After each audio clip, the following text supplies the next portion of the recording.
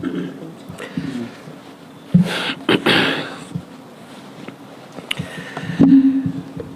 afternoon, fellow Kenyans. Good evening. I think we are all in a state of disorientation. Good evening. I take this opportunity to welcome you to this press briefing by the National Committee on the State Funeral of the Right Honorable Prime Minister Raila Odinga. Fellow Kenyans, as you're aware, today His Excellency President William Ruto made a presidential proclamation announcing the passing on of the former Prime Minister of Kenya and leader of ODM, the Honorable Raila Odinga. The President announced a number of decisions arising out of earlier meetings which were convened during the day, first with the family of our departed leader, later on with the National Security Council and the Cabinet. After deliberations and consultations, it has been directed that a national committee on the state funeral of the Right Honorable Prime Minister Raila Odinga be established. It is also important to reiterate that the government of Kenya has decided to give the Honorable Raila Odinga a state funeral, and that is why this committee has been established. The committee will be co-chaired by the Deputy President and the Honorable Senator Dr. Oburu Oginga, the elder brother of our departed leader. The other members of this committee from the Cabinet: CS Wycliffe Oparanya, CS for Cooperatives and MSMEs; CS Soipan Tuya, CS for Defense; CS Eden Duale, CS for Health; and the Attorney General, Dorcas Oduor. From the family, besides the co-chairperson, Senator Oburu, Dr. Wenwa Akinyi Oginga, William Ojonyo, Elijah Oburu, and Joe Ager, Doctor. From the ODM party, Professor Anyang' Nyong'o, the Governor of Kisumu County; Governor Gladys Wanga, who is also the National Chairperson of ODM; Governor James Orengo of Siaya; Governor Abdulswamad Sharif Nasir of Mombasa; and Governor Simba Arati of Kisii. From the Senate, Minority Leader Senator Justice Stewart Mazayo and Senator Godfrey Otsotsi. From the National Assembly, the Minority Whip Junet Mohammed, Minority Leader and former Minority Whip Junet Mohammed, the current Minority Whip Millie Odhiambo, Dr. James Nyikal, Dr. Otiende Amolo, and Dr. Lillian Gogo. The secretary to the committee will be the Principal Secretary for Internal Security and National Administration, Dr. Raymond Amolo.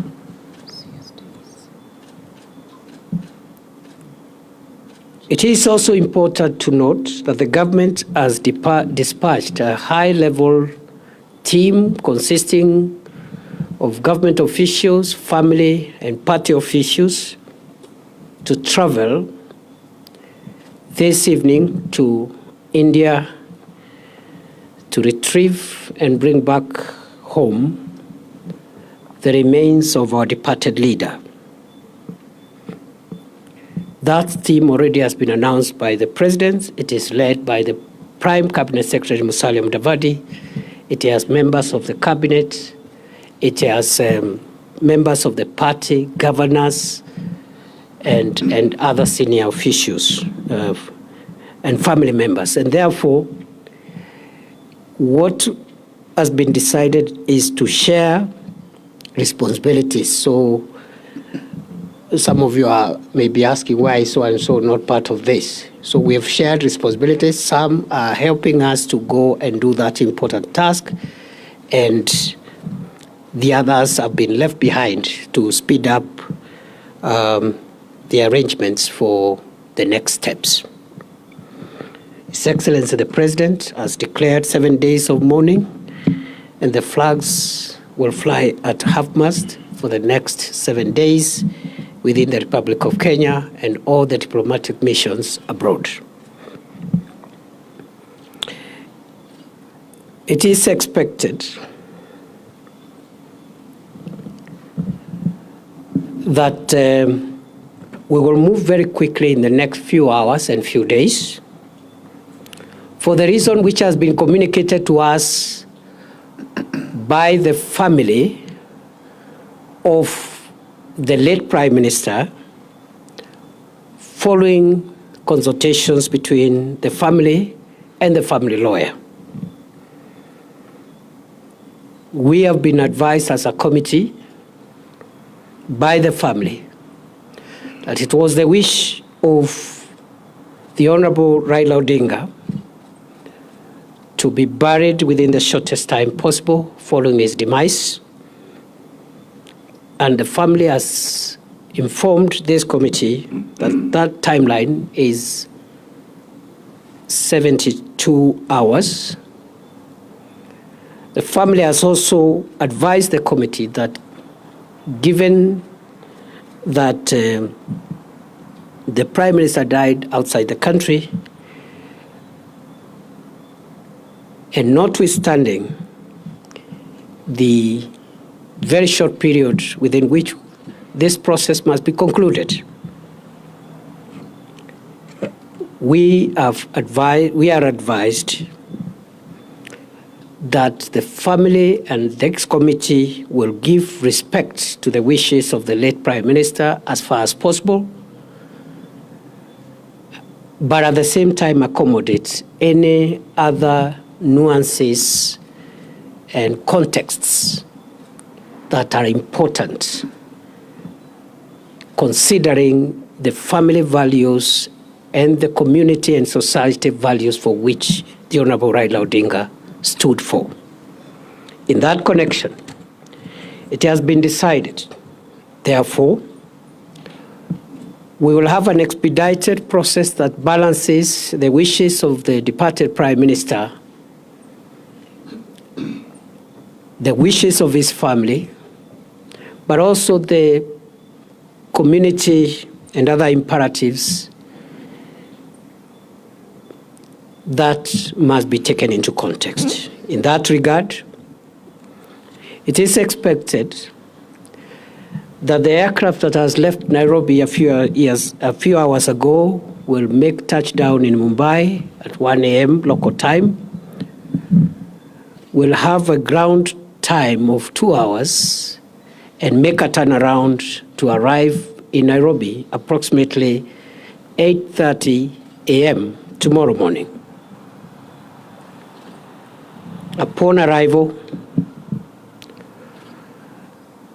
the body will be received at the airport by His Excellency the President, members of the family, and other officials, escorted to Lee Funeral Home, And at 12 o'clock, the body will be moved to the parliamentary buildings at the Central Business District. And in Parliament, there will be the public viewing of the body of the departed Prime Minister tomorrow from 12 noon to 5 p.m. in the evening. At the same time, this committee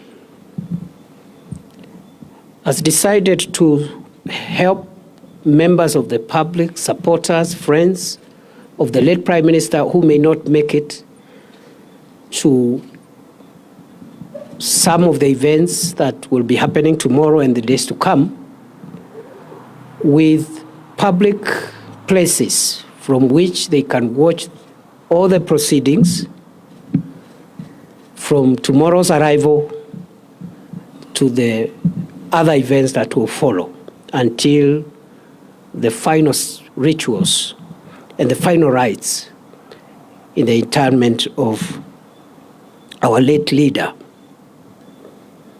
In that connection, therefore,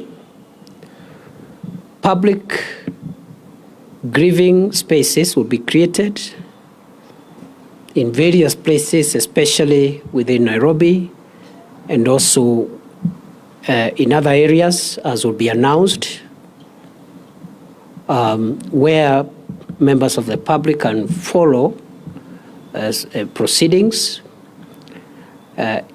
on big screens and participate in grieving and mourning our departed leader. After the public viewing of the body in Parliament tomorrow, the body will return to Lee Funeral Home. On Friday,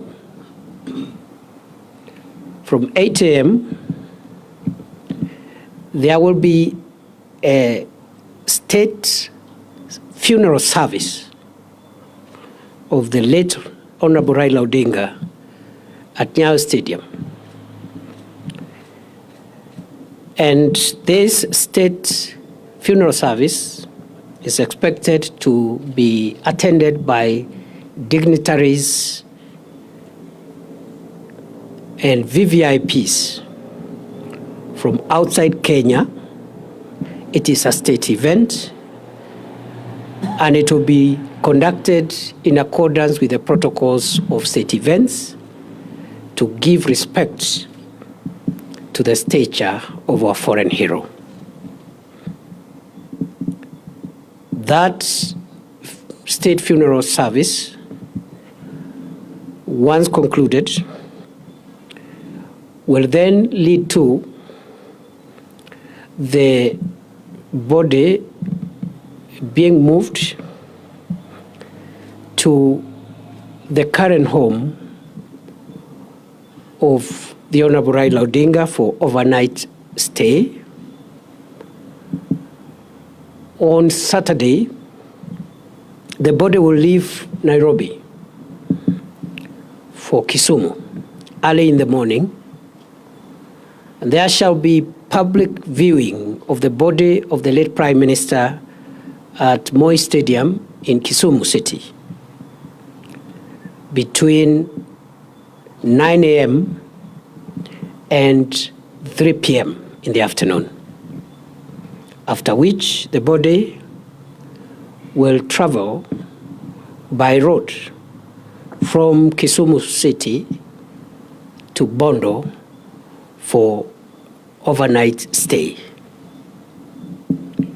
The burial of the late Prime Minister Raila Odinga will take place on Sunday and will be conducted according to the traditions of the Anglican Church, to which the Honorable Raila Odinga belonged. Ladies and gentlemen, fellow Kenyans, that is the status update of where we are on this very, very unfortunate development that has shocked the country and the world. I pray that we will all give the family the dignity they deserve, even as they struggle to bear with the moment of grief. We are also requesting the ODM party, which is represented in this committee, and also at the grassroots, to support and work together with our security agencies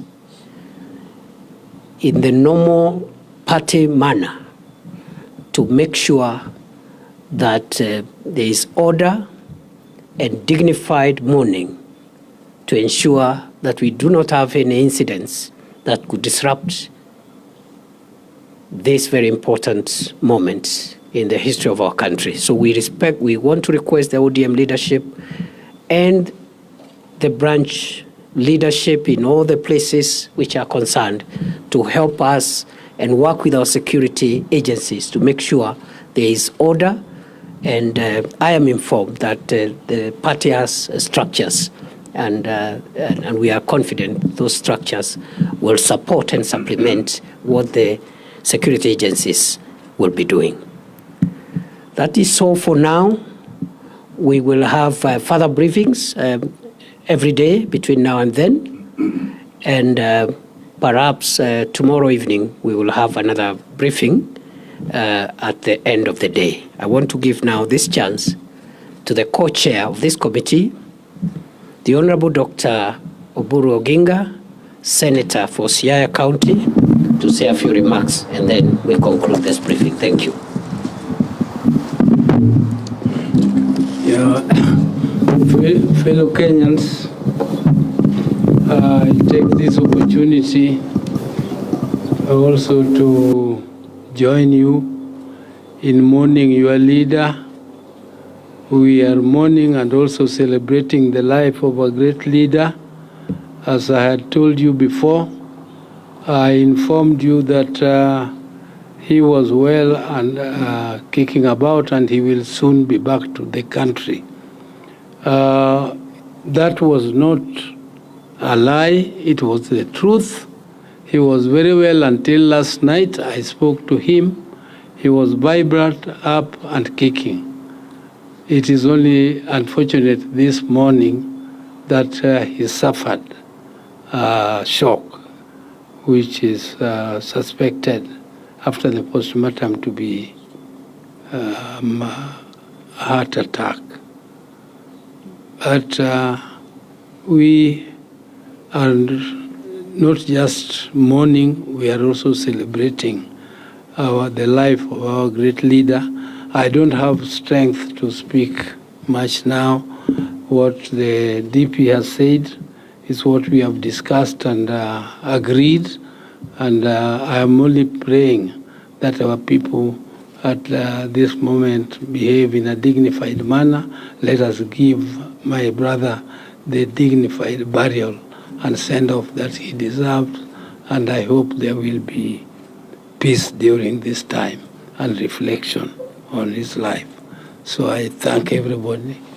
I don't have to say much more. Thank you very much. I apologize, I left out the name of one committee member, the Cabinet Secretary for Roads and Transport, David Sichir, who is here, is also a member of this committee representing the Cabinet. Thank you very much. Have a good evening.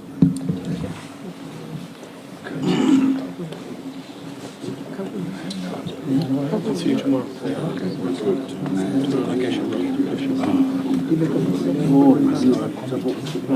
Saa moja tumechoka kule kwa ya ODM.